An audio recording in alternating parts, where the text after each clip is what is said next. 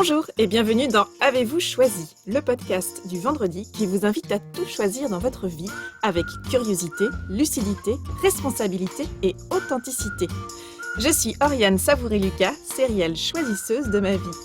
Je suis également coach et j'accompagne les personnes ambitieuses et engagées qui réussissent dans la vie et qui ont surtout à cœur de réussir leur vie. Je les accompagne à se créer une vie sur mesure qui leur va comme un gant, une vie épanouissante et impactante en profondeur. Dans la vie, j'ai les pieds sur terre, la tête dans les étoiles, et avec ce podcast, je vous propose d'explorer avec curiosité le vaste et intrigant territoire du choix. Cette exploration, je vous y invite au fil des épisodes et à travers 3 formats. Le billet, dans lequel je partage des questionnements, réflexions, ressources qui m'aident à choisir ma vie.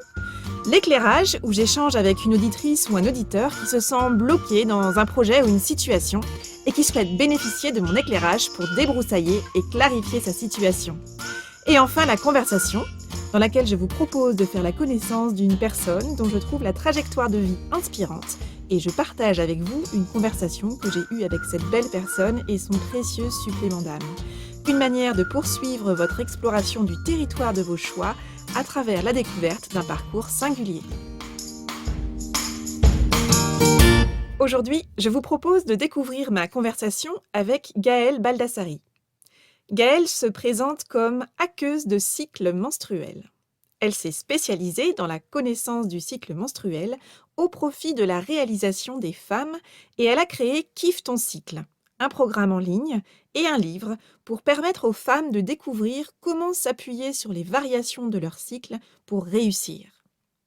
Entrepreneuse dans l'âme, Gaëlle a choisi, il y a quelques années, de faire alliance avec elle-même et de kiffer son cycle, après avoir longtemps fait le contraire et en avoir payé un prix élevé. Gaëlle partage aujourd'hui son parcours et ses apprentissages pour que les femmes comprennent mieux comment elles fonctionnent et comment elles peuvent s'appuyer sur leur cyclicité pour mieux prendre leur place. J'ai souhaité converser avec Gaëlle car le choix est au cœur de son parcours et de son message et parce que nous avons l'une et l'autre à cœur de parler du pouvoir de la cyclicité et de l'importance de faire alliance avec soi-même. L'une comme l'autre, en nous appuyant sur notre propre cheminement, nous avons à cœur de réhabiliter la puissance de la cyclicité et de la fluctuation. Au cours de notre conversation, Gaëlle et moi parlons entre autres du parcours de Gaëlle, de tour du monde, de burn-out, de maternité, de PMA et d'entrepreneuriat. Du mythe de la linéarité dans notre société et des dégâts que cela cause. De surf, de déclic, de choix conscients et responsables, de qualité de présence et d'attention à soi, de force, de puissance, du choix de faire alliance avec soi-même et de la manière de faire ça concrètement, ou encore de l'apprentissage du choix pour entreprendre sa vie. Je vous laisse à l'écoute de cette conversation. Gaëlle, bonjour. Bonjour Ariane.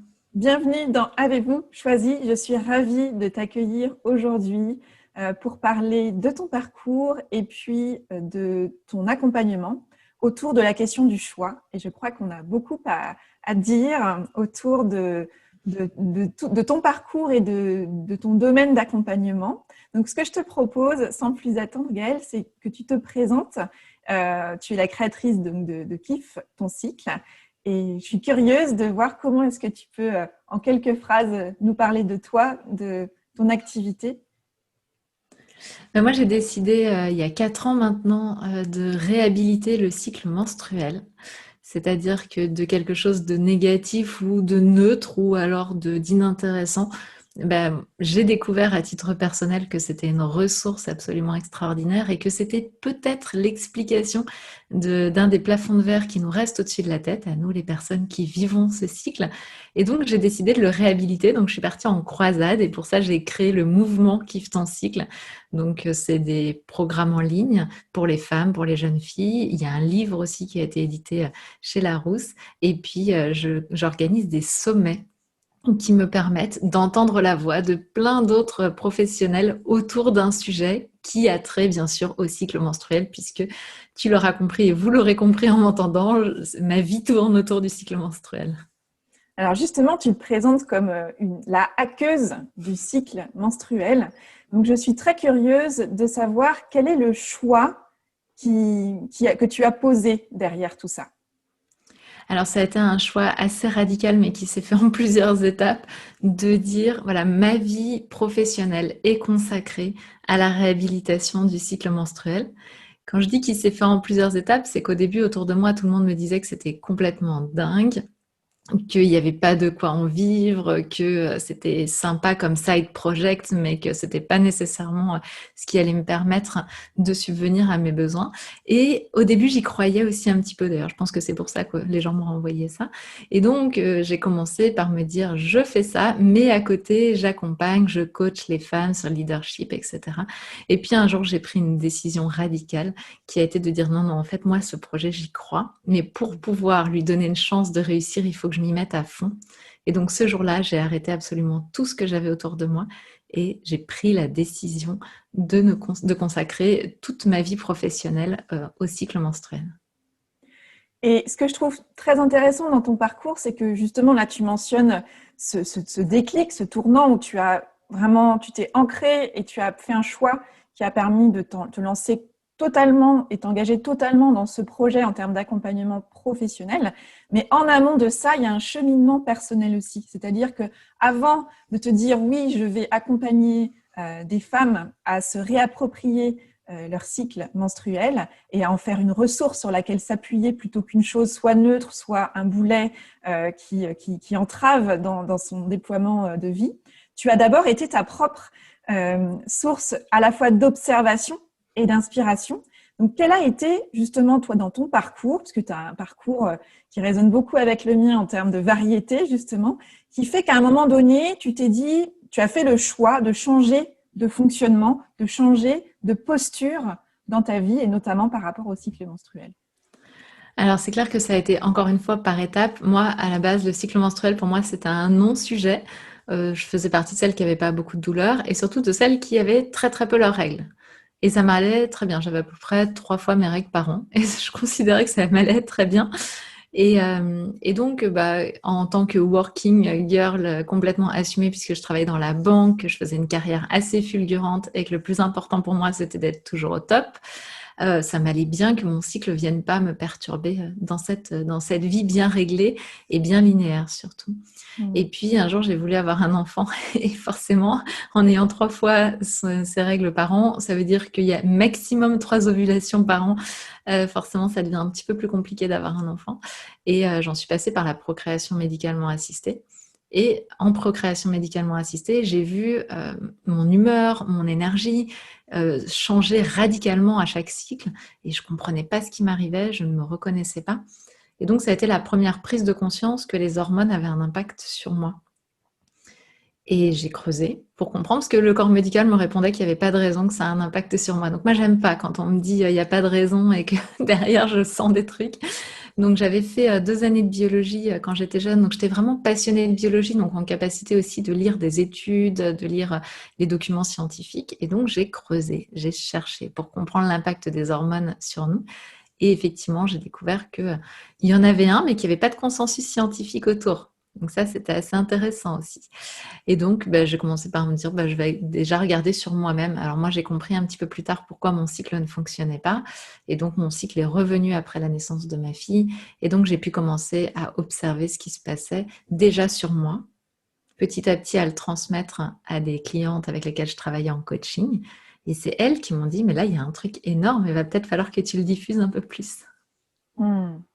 Et ce qui résonne particulièrement dans ce que tu dis, y compris moi, ce que je vois dans les accompagnements aussi de coaching que je réalise, c'est ce que tu viens de pointer du doigt, c'est cette posture autour de la linéarité. C'est-à-dire qu'il semblerait qu'on est tous admis, d'une manière plus ou moins consciente et plus ou moins prononcée, que nous sommes une forme de machine et de mécanique et que nous devons fonctionner de manière très linéaire et que les à-coups en fait, qu'on ressent en termes d'énergie seraient une forme de dysfonctionnement interne, c'est-à-dire qu'en fait, on aurait un problème de conception individuellement, collectivement, on ne sait pas trop, et qu'en fait, quand on n'arrive pas à tenir ce rythme de linéarité, on est dans la surprise, dans la frustration, dans la colère envers soi-même de se dire « mais je ne comprends pas, j'y arrive pas, ça ne marche pas ». Et le nombre de personnes qui arrivent justement, et je pense que tu le constates aussi, avec cette phrase dans une démarche d'accompagnement de « j'y arrive pas, je sais pas ce qui va pas chez moi, mais ça marche pas, j'y arrive plus »,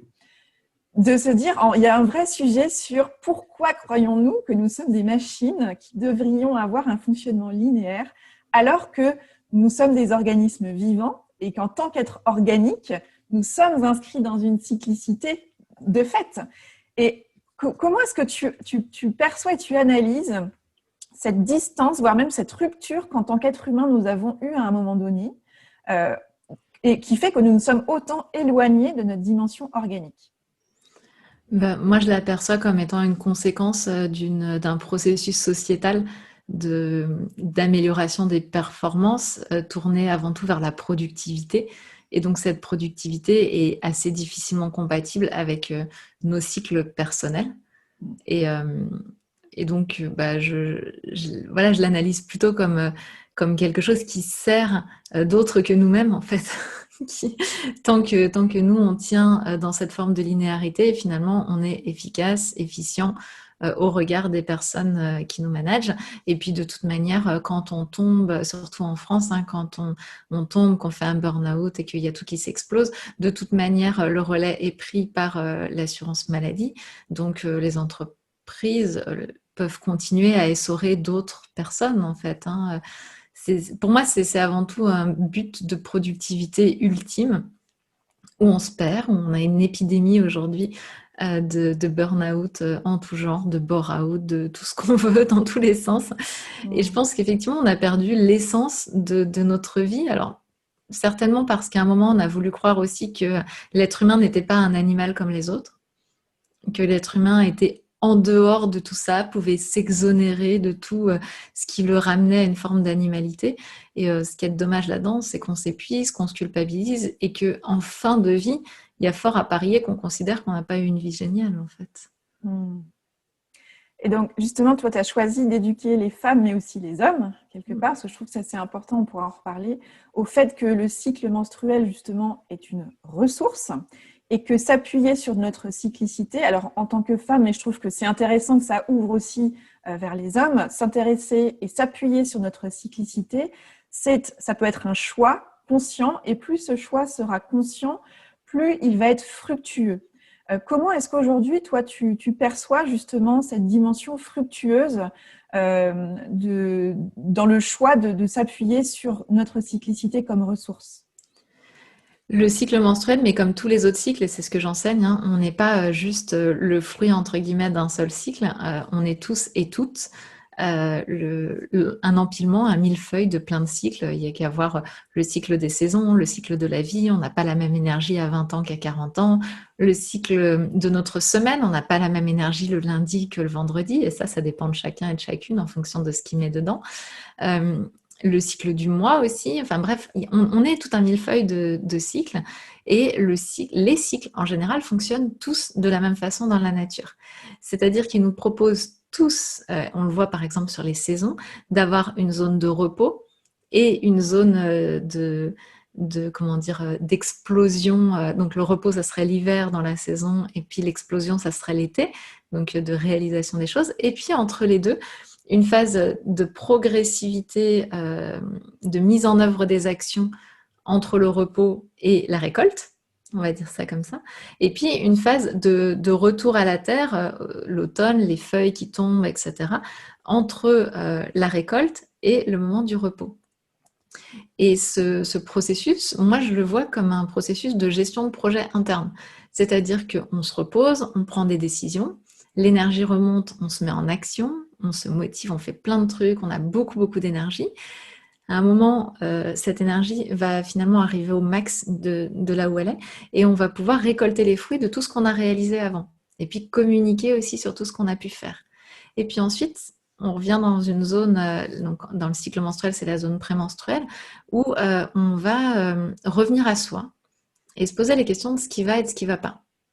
Ce qui est assez essentiel hein, dans la gestion d'un projet. Ok, ça ne va pas, ça ne me convient pas, je veux le changer pour la prochaine fois, etc. Ensuite, de nouveau, vient une phase de repos, de prise de décision, pour pouvoir de nouveau se mettre en action après. Et ça, c'est pour moi la gestion d'un projet parfait. Tout à Donc, fait. la prise de décision, la mise en action, la communication, l'audit, la phase d'audit où on regarde ce qui ne convient pas, les nouvelles idées aussi. Dans cette phase d'audit, on a aussi des nouvelles idées qui vont pouvoir arriver. Et puis, de nouveau, ressourcement pour pouvoir repartir en prise de décision. Donc ça, pour moi, c'est la gestion d'un projet tout à fait idéal qu'on devrait suivre pour n'importe quel projet. D'ailleurs, en cours de gestion de projet, c'est ce qu'on nous propose de faire globalement. Et nous, on l'a à l'intérieur de nous gratuitement. Et là où je m'intéresse moi particulièrement au cycle menstruel, c'est parce qu'il a une durée qui est très intéressante pour justement la gestion de projet, parce que ça veut dire à peu près entre 12 et 13 projets par an qu'on va pouvoir mener en étant accompagné. Et alors justement, comment choisir concrètement de se reconnecter à sa cyclicité, que ce soit à travers le cycle menstruel, mais je pense aussi, comme tu l'évoquais, à travers tous les cycles que tu as indiqués. Comment concrètement trouver le juste déséquilibre, je dirais, entre j'ai ma vie telle qu'elle est construite avec un certain nombre d'exigences, de paramètres et d'obligations d'engagement sur lesquels je n'ai pas entièrement la main, et de m'assurer que je ne vis pas déconnectée de moi en termes de nature, justement, et de cycle menstruel pour les femmes. Alors ta question, elle est essentielle parce que effectivement, ma proposition, c'est certainement pas qu'on s'exonère de la vie à 100 à l'heure à laquelle on aspire pour certains d'entre nous, ce qui n'est pas le cas de tous et toutes. Mais en tout cas, moi, ma vie, elle va à 100 à l'heure. Et j'écrivais ce matin un article là-dessus, justement, sur le fait que je peux pas, moi, prévoir de ne rien faire les jours où j'ai mes règles, par exemple, parce que notamment mes conférences sont bookées parfois jusqu'à 1 an à l'avance. Donc, j'ai aucune idée de quand est-ce que je vais avoir mes règles. Et donc, je pense que c'est justement ce que tu as posé, c'est l'idée du choix. Ma décision à moi, mon choix à moi était de dire je vais me respecter au maximum chaque jour de ma vie dans l'énergie dans laquelle je suis. Ça veut dire apprendre à décider au quotidien de qu'est-ce que je choisis de faire et qu'est-ce que je choisis en conscience de ne pas faire. Un exemple, effectivement, moi je suis assez fatiguée pour ma part quand j'ai mes règles en général. J'ai fait une très grande conférence très importante pour moi le premier jour de mes règles il y a quelques mois de ça. Eh bien, ce jour-là, je me suis dit, waouh, le plus important là, ça va être de préserver mon énergie.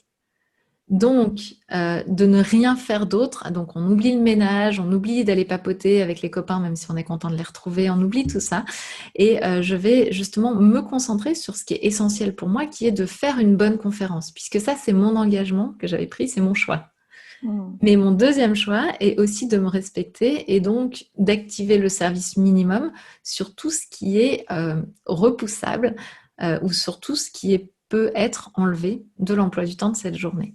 Et c'est ça, en fait, l'intérêt de vivre son cycle en conscience et ses cycles en général en conscience, c'est de pouvoir à chaque fois me dire j'ai le choix.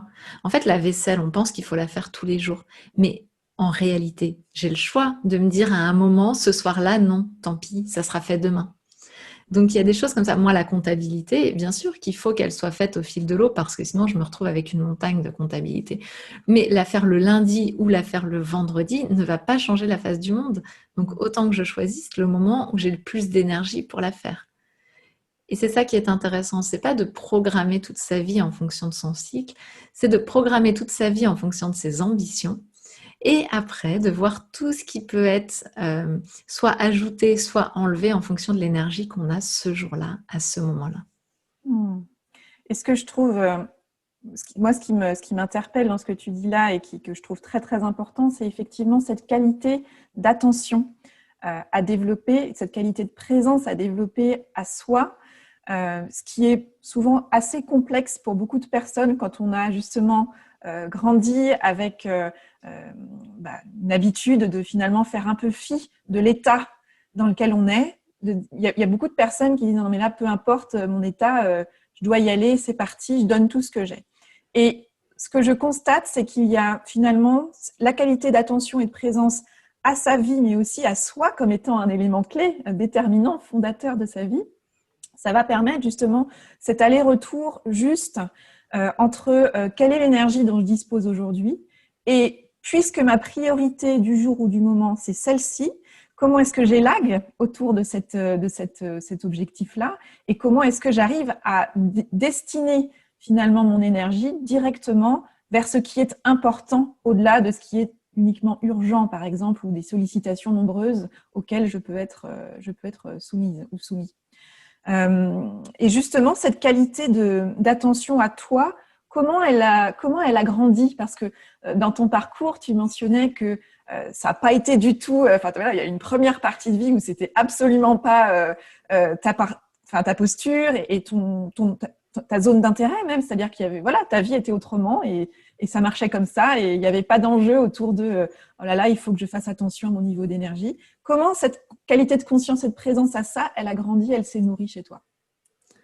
Alors déjà, le premier pas, ça a été clairement le burn-out, hein, parce que de Le faire point un de burn-out, non-retour. voilà, de faire un burn-out et de ne pas pouvoir se lever un matin, parce que c'est ça qui s'est passé, hein, mon corps ne répondait plus. Forcément m'a fait me poser des questions, m'a fait me sentir comme une merde, vraiment, profondément nulle et inexistante.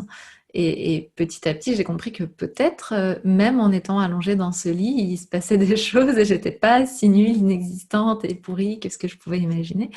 Donc, je suis passée par une phase de culpabilité absolument énorme. Et puis, je me suis aussi rendu compte que l'agence bancaire que je dirigeais à l'époque, elle a continué à tourner. Alors, certes, pas de façon optimale, mais ça a continué alors que je me croyais totalement indispensable et ce qui justifiait à mes yeux le nombre d'heures que je passais à m'occuper de cette agence.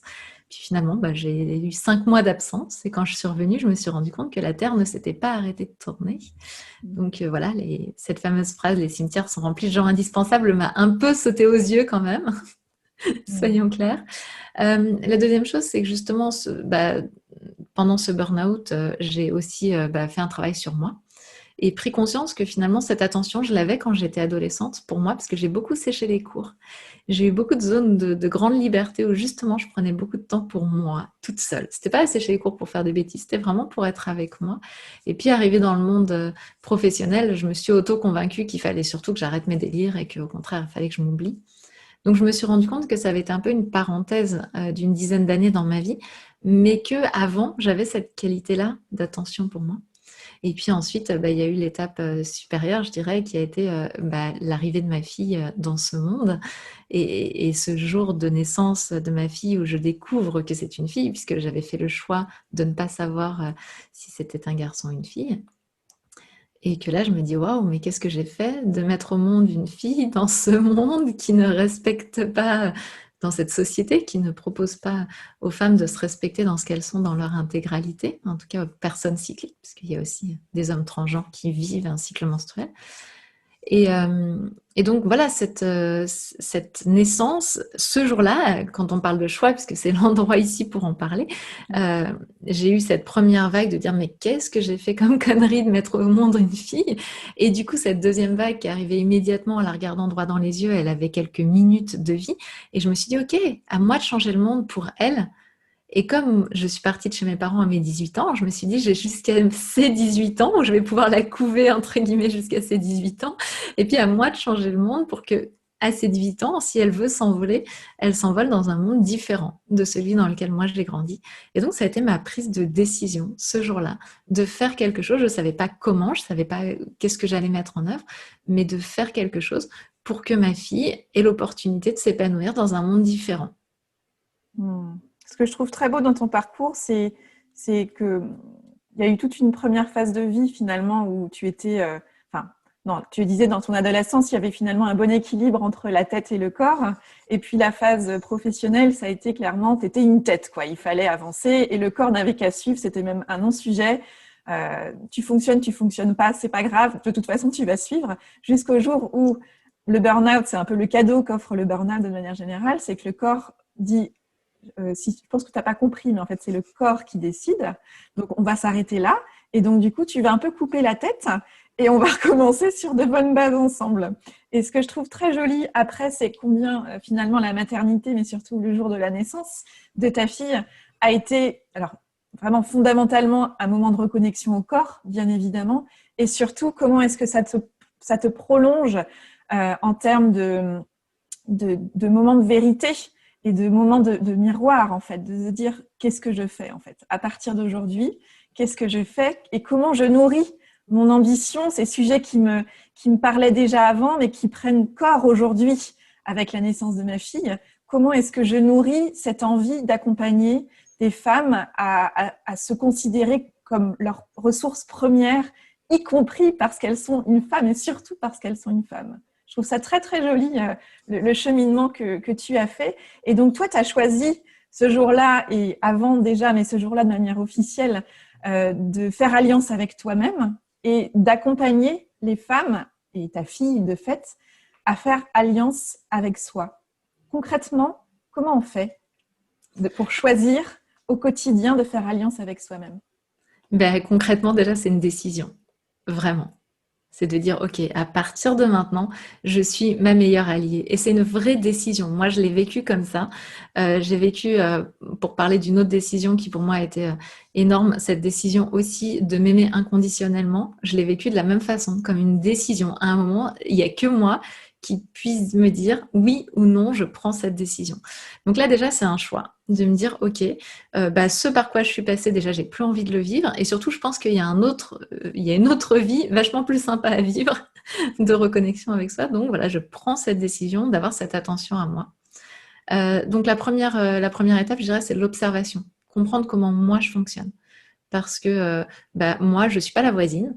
Et même si on a des hormones assez proches dans notre cycle ou dans notre vécu, etc., eh bien, son vécu sera différent du mien. Donc, la première chose, c'est de m'observer, de me dire qui je suis moi là-dedans.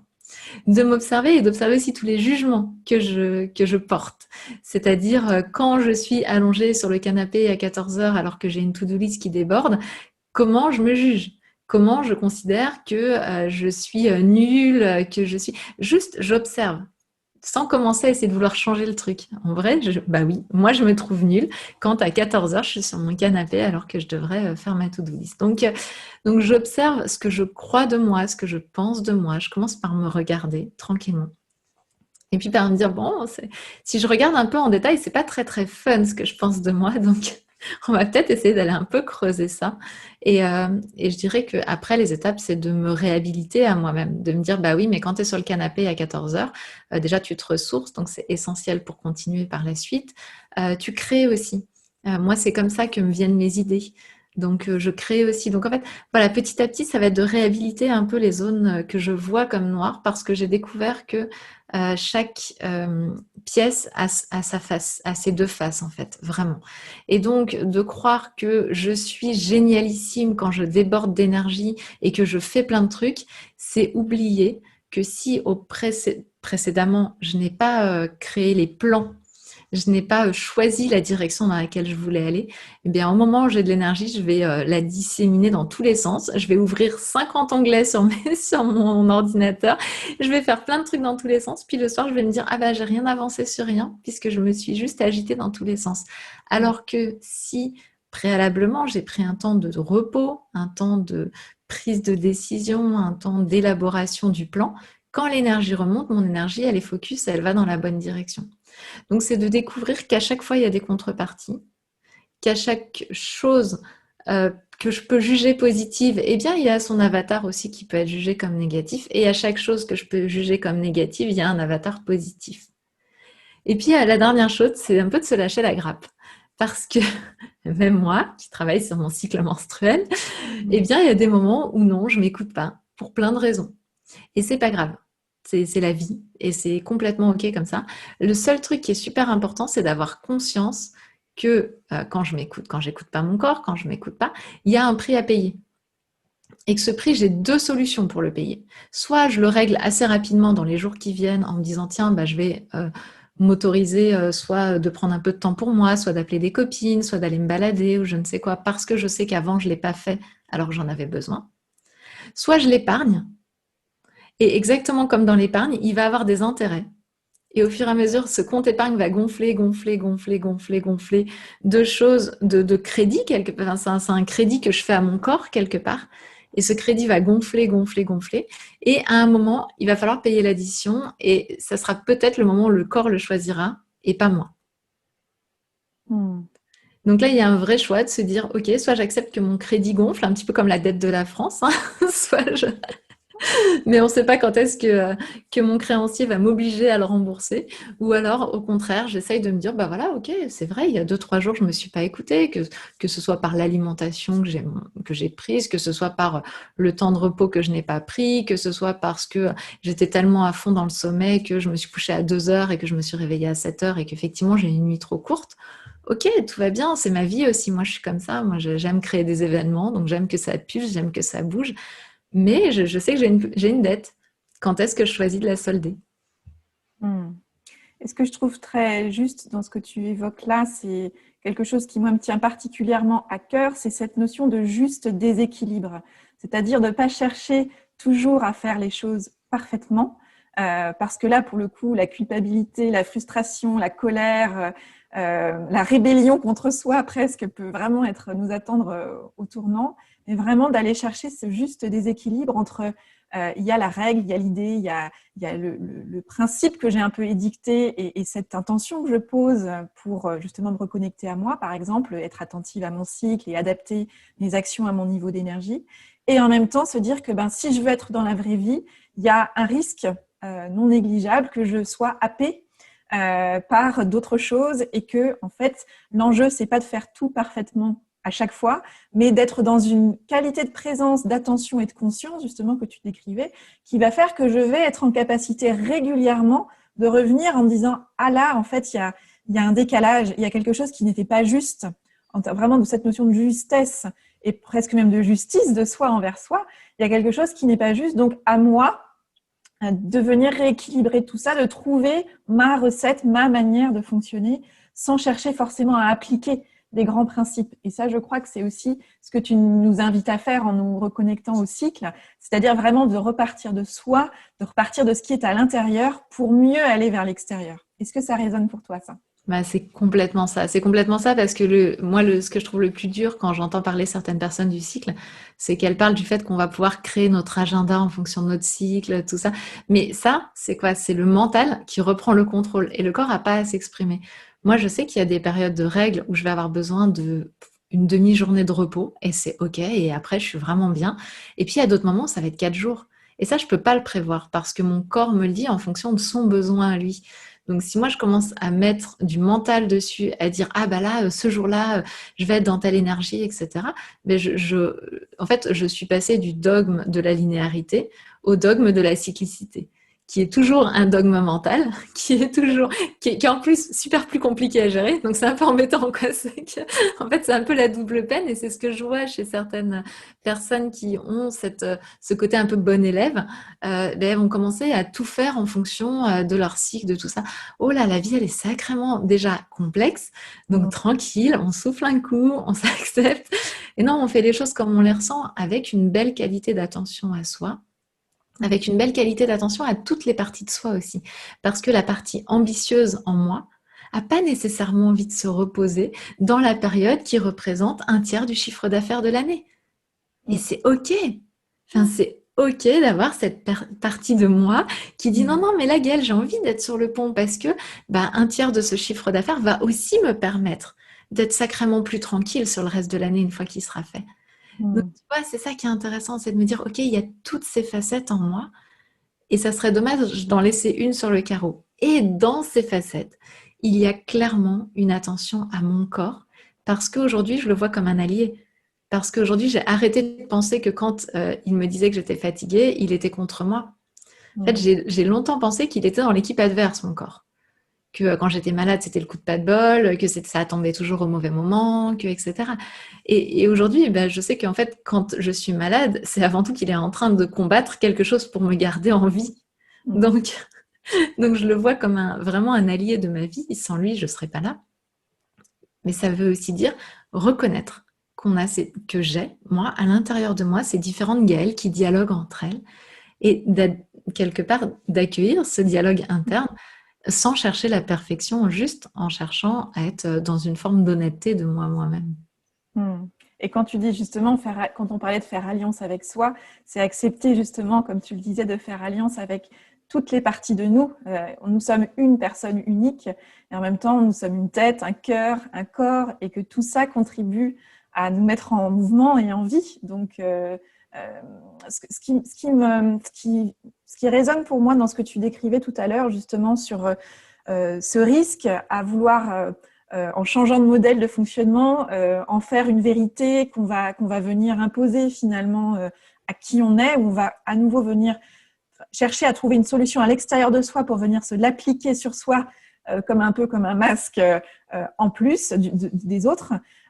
Et finalement de se retrouver dans un mouvement de force, c'est-à-dire d'être dans la force, d'être dans le contre-courant, d'être dans quelque chose qui n'est pas juste pour soi et qu'on a l'impression qu'il faille absolument à tout prix, à toute lutte possible, arriver à maintenir à flot. Là où je trouve que c'est intéressant dans ce que tu exprimes là, de voir comment est-ce qu'on peut être plutôt dans la puissance, contrairement à la force. C'est-à-dire, on ne fait pas les choses à la force du poignet, mais on va faire les choses avec la puissance qu'on a à l'intérieur de nous et avec la puissance des éléments aussi autour de nous. Et ça fait écho en fait à une image, à une métaphore qu'on partage toutes les deux, qui est celle du surf et de la vague. On parlait d'oscillation tout à l'heure, de cyclicité. Comment est-ce que cette notion de surf, de vague, qui nous tient à cœur toutes les deux, tu la trouves particulièrement pertinente quand il s'agit de faire un choix en s'appuyant, pourquoi pas, sur son cycle menstruel? Ma croyance et ce que j'expérimente au quotidien, c'est que dans toutes les phases de notre cycle, on a des ressources pour tout réaliser. Et c'est juste qu'on va les activer différemment. C'est différentes ressources qu'on va activer différemment. Et ce surf, c'est vraiment ça. L'idée, en fait, pour moi, je visualise la vague comme le cycle menstruel. Donc, tous les mois, ou tous les 2 mois, 3 mois, en fonction des personnes, mais on a cette vague qui va nous traverser. Donc, c'est une vague hormonale, mais c'est aussi une vague, du coup, émotionnelle, d'énergie, qui va nous traverser tous les mois. Et c'est vrai que la proposition un peu classique, c'est de se débrouiller pour se faire traverser sans être trop brinque-ballé, et puis de préférence en silence et de préférence sans trop bouger. Et ma proposition, c'est au contraire de dire, voilà, il y a une énergie dans cette vague et on va pouvoir l'utiliser. Et c'est ça l'idée du surf, effectivement, d'apprendre à la surfer. Et c'est là où c'est intéressant parce que cette vague, on ne peut pas la contrôler. Exactement comme les vagues de l'océan, on ne peut pas les contrôler. Par contre, on peut contrôler notre réaction. Enfin, c'est même pas contrôler, on peut choisir, puisque c'est le thème de ce podcast, on peut choisir notre réaction à cette vague. Je vais te donner un exemple. On parlait tout à l'heure d'une conférence que je peux donner, par exemple, le premier jour de mes règles. Je pourrais très bien me dire, si j'étais justement dans cette cyclicité un peu dogmatique, oh là là, c'est pas le bon moment, c'est pas cool, machin, etc. En fait, me mettre tout de suite dans un mindset assez négatif parce que c'est pas le bon moment pour moi de prendre la parole en public quand j'ai mes règles. Ça, c'est vraiment une construction mentale. Moi, ce que j'ai découvert avec mes ressources, c'est que, par exemple, au moment de mes règles, je vais avoir une stressabilité qui est beaucoup plus faible que le reste de mon cycle. Moi qui suis une grande traqueuse, l'avantage de faire quelque chose d'important pour moi au moment de mes règles, c'est que finalement, mon trac est plus faible. L'autre avantage, c'est que je vais avoir tendance à parler de façon plus posée. Et donc, je vais aussi embarquer une partie de l'auditoire qui n'embarque pas forcément avec moi quand je parle vite. Donc voilà, j'ai plein de ressources comme ça que j'ai repérées dans chaque phase du cycle. Et plutôt que de me dire, ah, à ce moment-là, je devrais être en train de faire ça, je me dis, ok, à ce moment-là, je suis à tel moment de la vague, donc, voilà, et donc je vais faire avec. Et tiens, quelles sont les ressources que je vais pouvoir actionner pour que ça se passe au mieux pour moi? Par exemple, quand j'ai mes règles, si on continue là-dessus, j'ai des intuitions. Et je vais parfois être en capacité de sortir des concepts comme ça que j'ai jamais entendu sortir de ma bouche et qui vont sortir super bien en conférence. Et je vais me dire, waouh, intéressant. Donc voilà, en fait, ce qui est intéressant, c'est justement de se dire exactement comme un surfeur va pas pouvoir bloquer la vague et se dire oh là là, stop, on arrête. C'est que le surfeur, il va s'appuyer, la surfeuse va s'appuyer sur cette vague pour dire tiens, à ce moment-là, de cette vague-là, là où j'en suis, si j'ai ça à faire, tiens, qu'est-ce que ça m'apporte comme avantage d'en être là, quoi. Donc on revient à cette qualité d'attention et cette qualité d'observation pour petit à petit capitaliser en fait toutes ces indications, tous ces indices, tous ces éléments qui font qu'on apprend à mieux se connaître et qui font qu'on peut s'appuyer sur soi en tant que ressource.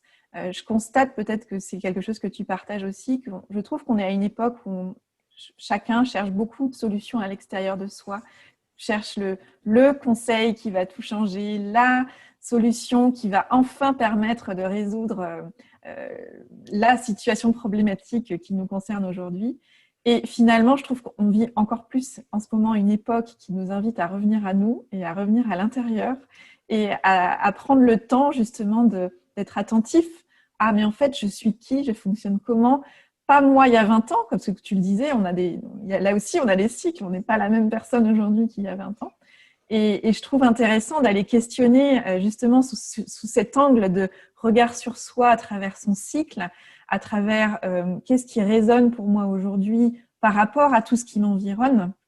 Combien tout ça, ça peut permettre petit à petit de gagner en qualité de présence à soi. C'est exactement ça. Puis c'est vraiment qui je suis moi à cet instant-là, tout de suite, dans cette situation-là. Et alors, justement, dans ce que tu décris de ton parcours, tu as cette capacité, justement, tu l'as nourri, tu l'as fait grandir, à avoir cette qualité d'observation, de présence à toi, à ce qui est important, tu l'as fait grandir. Et ça s'est matérialisé par des choix qui ont été très affirmés. Il y a eu, bien sûr, des prises de conscience non linéaires, mais qui se sont un peu accumulées et qui ont entraîné des tournants, des déclics, des choix affirmés. Quel rapport au choix tu entretiens, justement, toi, Gaëlle ? Ça, c'est une super question. J'entretiens un rapport particulier au choix parce que une partie de moi n'a pas fait le deuil du fait que de faire les bons choix. Et donc, du coup, il y a une partie de moi qui espère toujours ou qui stresse toujours un peu des choix que je fais. Et puis, une autre partie de moi, c'est vraiment mis en mode, mais j'en ai plus rien à faire, en fait. Fais ton choix maintenant et il n'est pas définitif et je changerai après, si je veux. Donc, c'est assez intéressant de voir à la fois le stress que peut me générer certains choix à faire et en même temps la façon dont finalement au quotidien, y compris en tant qu'entrepreneuse, je fais des choix parfois radicaux sur lesquels je m'autorise à revenir si ça ne me convient plus. Je considère justement que quand, par exemple, un choix met du temps à émerger, eh bien, c'est certainement qu'il y avait quelque chose à maturer là-dedans. Et surtout, ce que j'ai vraiment découvert et qui change ma vie au quotidien sur les choix, c'est ça, hein, c'est que aucun des choix que je fais n'est définitif, y compris de dire oui ou de dire non à quelqu'un. Je peux revenir dessus. Je peux m'en excuser si ça a créé de la confusion chez la personne en face, hein, et je peux tout à fait le comprendre. Mais je m'autorise complètement à revenir sur certains de mes choix. J'ai aussi découvert quand même, en parlant du cycle justement, qu'il y a des périodes de mon cycle où il est préférable de ne pas faire de choix définitifs. Donc, j'ai arrêté d'essayer de les faire à chaque fois.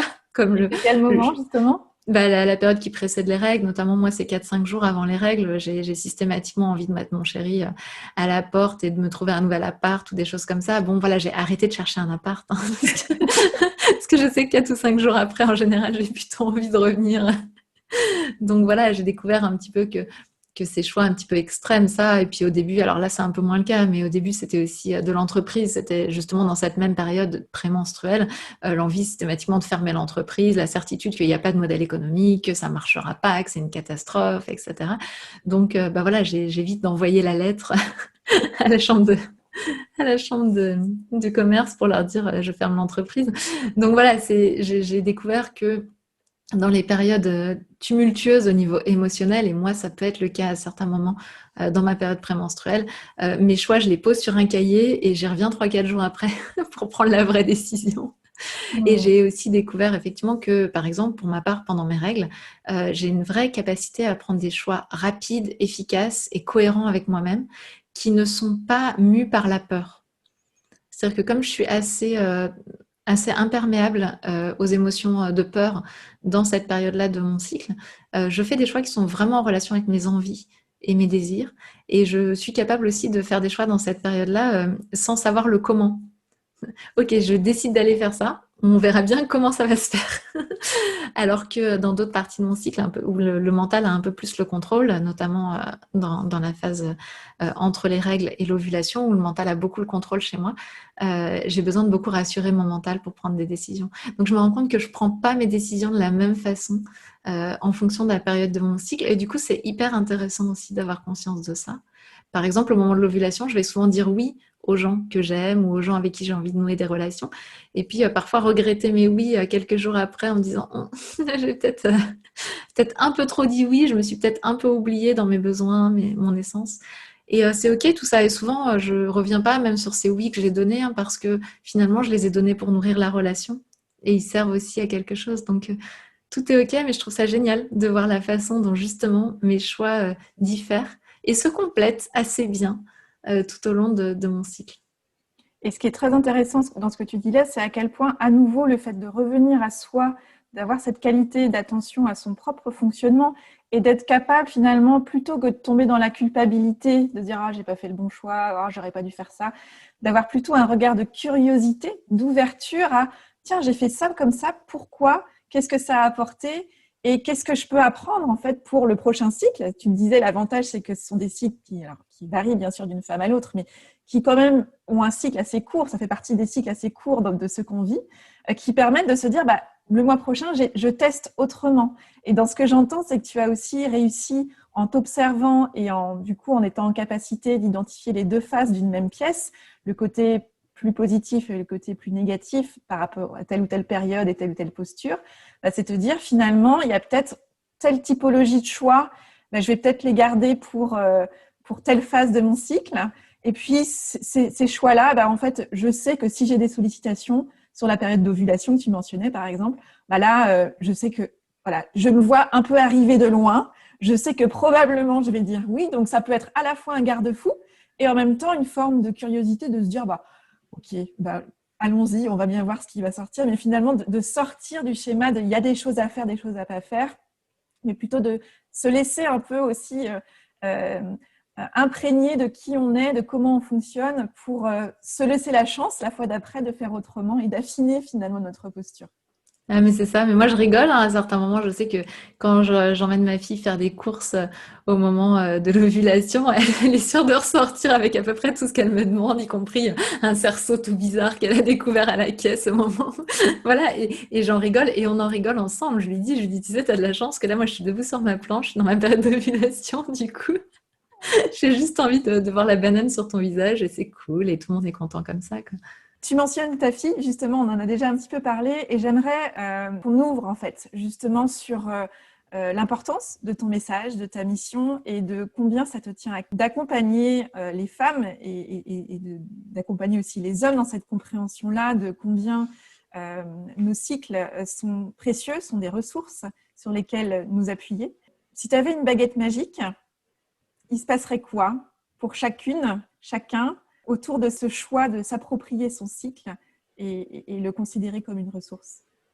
Alors, si j'avais une baguette magique, il y aurait beaucoup, beaucoup de choses qui se passeraient, je pense. Mais peut-être la première, c'est que je permettrais à chaque jeune d'être informé de ça tôt, aux alentours de 10, 11 ans, dans une période où il y a encore beaucoup de curiosité, d'envie de comprendre, d'envie de savoir, de façon à ce qu'on explose le tabou, à ce que ça soit facile d'en parler.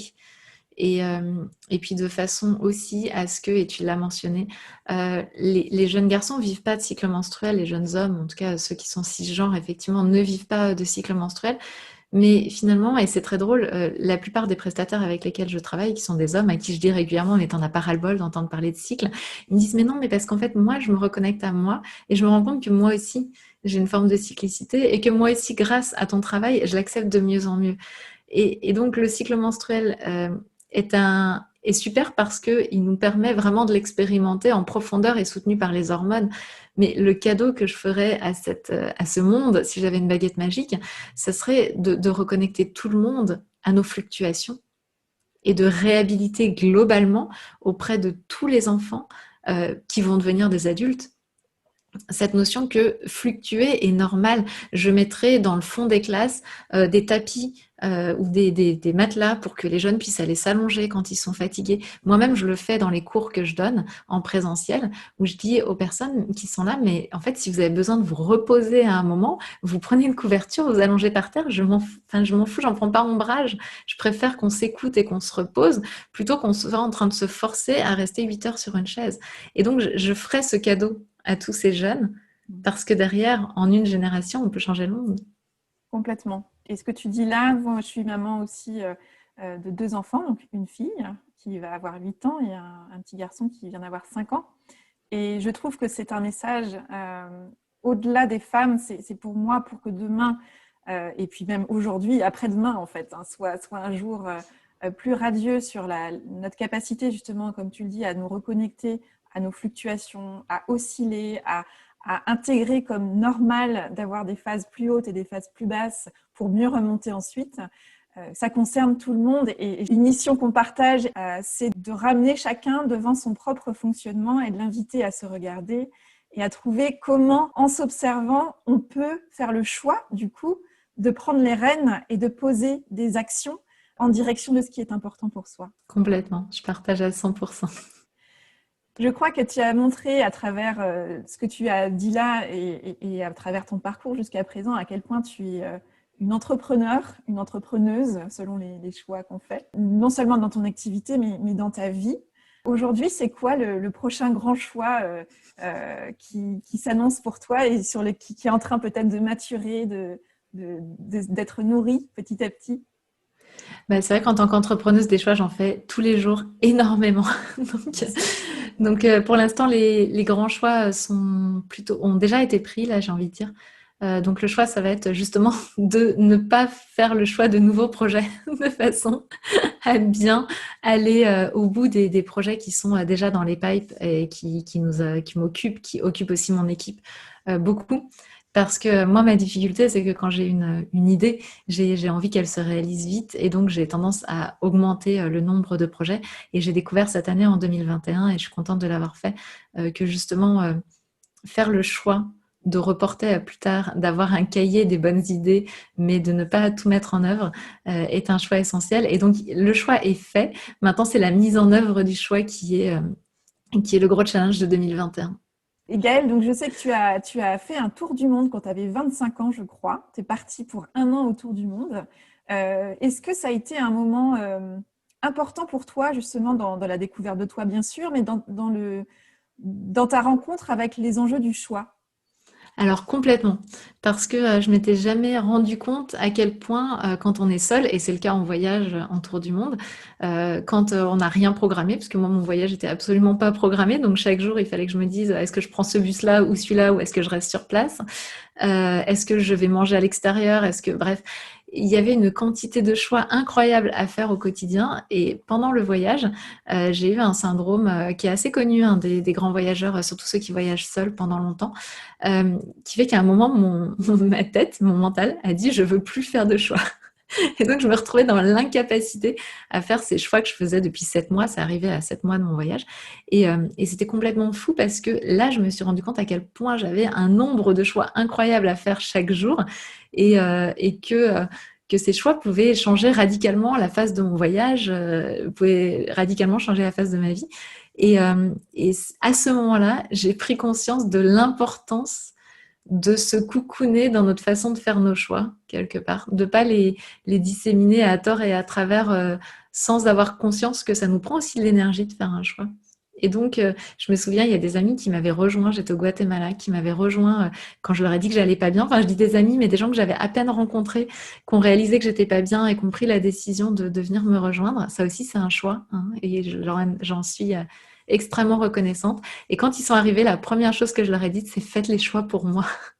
Je veux que vous choisissiez où on mange, où on dort. Vous choisissez tout pour moi pendant quelques jours. J'ai juste besoin de vacances de choix. Et après ça, eh bien, je me suis mis à m'honorer de faire des choix, à reconnaître que c'était génial d'avoir cette capacité-là et qu'en même temps, bah oui, ça me demande aussi de l'énergie et oui, c'est important pour moi dans ma vie. Donc, je me suis mise à m'observer en train de faire mes choix et, et au quotidien et même avec ma fille encore aujourd'hui, quand ma fille me dit « mais choisis pour moi, maman » et tout ça, souvent je dis « tu sais, c'est vraiment important d'apprendre à choisir. » C'est vraiment important que tu prennes ta décision. Il y aura des conséquences.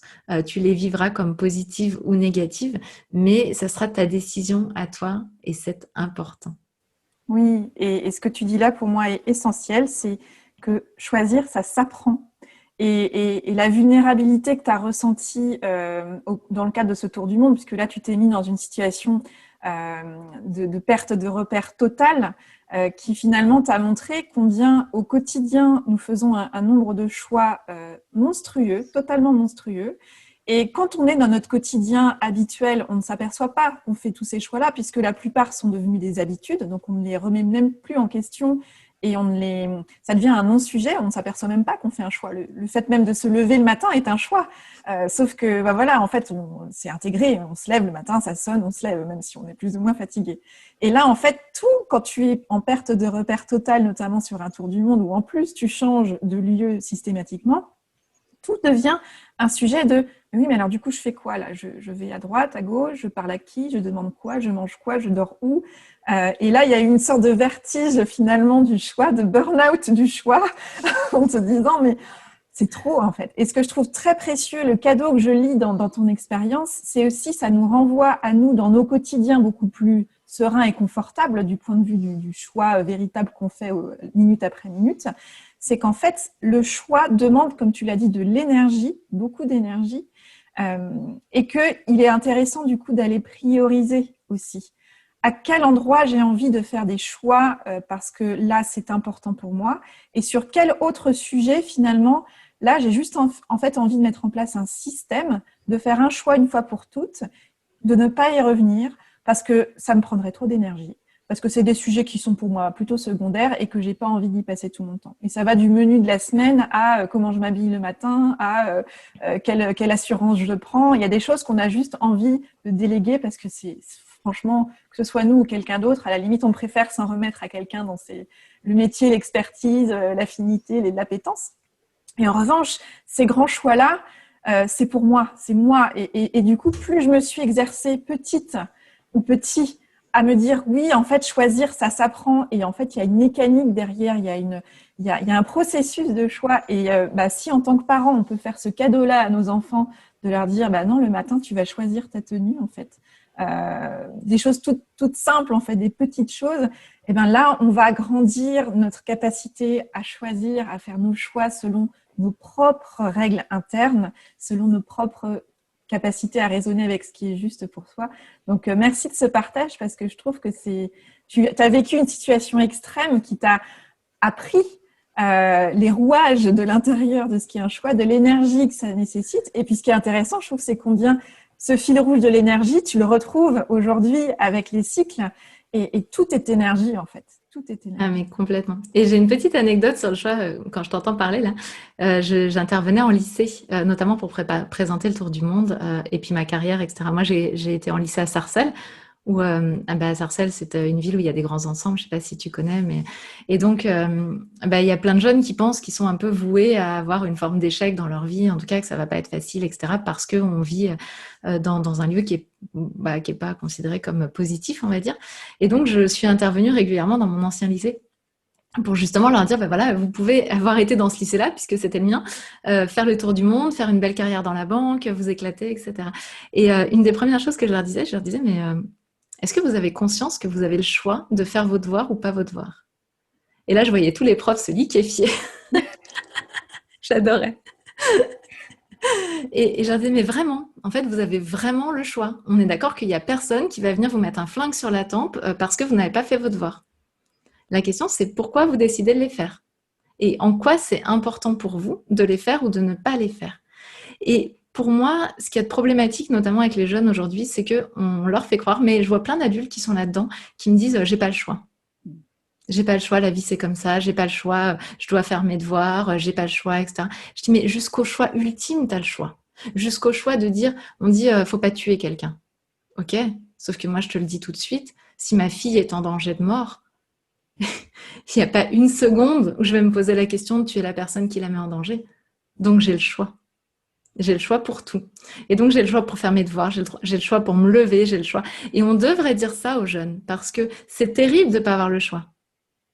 Et c'est extraordinaire d'avoir le choix, de pouvoir dire, oui, moi, je prends la décision que cet exercice, qui est très, très dur, qui est complexe, je le fais parce que j'ai ça en ligne de mire. Moi, j'ai le choix, je pourrais ne pas faire ma compta aujourd'hui en tant qu'entrepreneuse. Sauf que je décide de la faire parce que d'avoir un contrôle fiscal demain dans lequel je vais être redressée met ma société en danger. Et donc, je prends la décision de faire cet exercice qui n'est pas confortable pour moi parce que j'ai un objectif. Et c'est ça qu'on devrait dire aujourd'hui à tous les jeunes. C'est que l'essence, c'est qu'on a le choix de tout le temps. Tout à fait. Et que cette phrase j'ai pas le choix, elle est complètement aberrante. Moi, j'ai eu le choix de partir à 25 ans faire le tour du monde toute seule, alors que tout le monde me disait mais qu'est-ce que tu fais? T'es complètement tarée. J'ai pris cette décision alors que j'étais en pleine carrière dans la banque, ça faisait 4 ans que je travaillais dans la banque, que tous mes copains me disaient mais tu vas te pourrir ta carrière, il y a jamais plus personne qui va vouloir t'employer, etc. Bah c'est pas ce qui s'est passé. Et donc c'est intéressant de se dire eh ben non en fait j'ai toujours le choix dans ma vie. Ouais, et cette phrase j'ai pas le choix, c'est avant tout un conditionnement, quoi. C'est un conditionnement et puis ça coupe les pattes. Et ce que je trouve, parce que le sujet du choix, bien évidemment, me passionne, mais c'est effectivement de se dire qu'on a le choix, on peut tout choisir. Quand c'est pas les événements, c'est notre posture face aux événements. Et effectivement, se dire, en fait, je prends ma responsabilité. C'est-à-dire que face à cet événement-là, je choisis en conscience ma posture. C'est pas juste une mécanique où je vais reproduire parce que j'ai toujours fait comme ça, c'est ce qu'on attend de moi, etc. Mais plutôt de vraiment faire le choix de, si c'est un oui, je m'y engage vraiment. Si c'est un non, j'assume ce non-là aussi.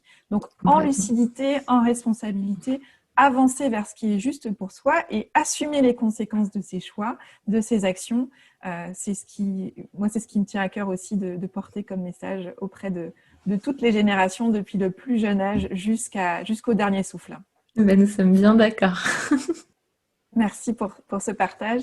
Et une femme qui nous écoute aujourd'hui et qui se dit « ça m'intéresse, j'ai envie de me reconnecter à mon cycle, mais je ne sais pas trop par quel bout prendre les choses », tu l'invites à commencer par quoi? À tester quoi en premier?